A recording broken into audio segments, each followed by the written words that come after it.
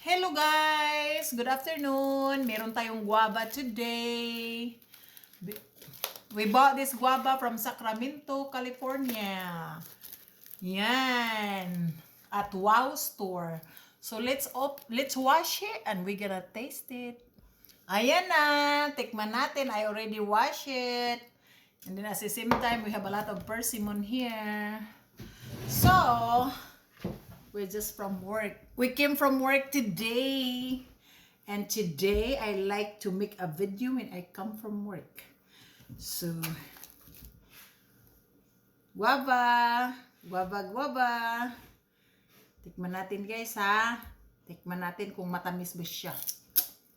Ika. Duol. Ayan. So guys. Sa kanya siya puti, pula, or yellow. Thank you. Puti.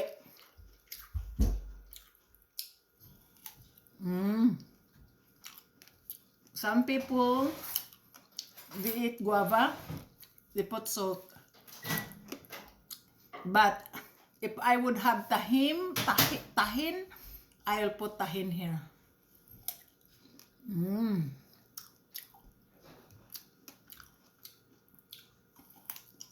Kaon tayo.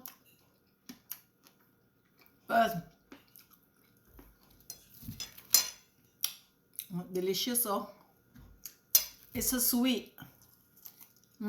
Very sweet. Thank you guys for watching. Bye-bye.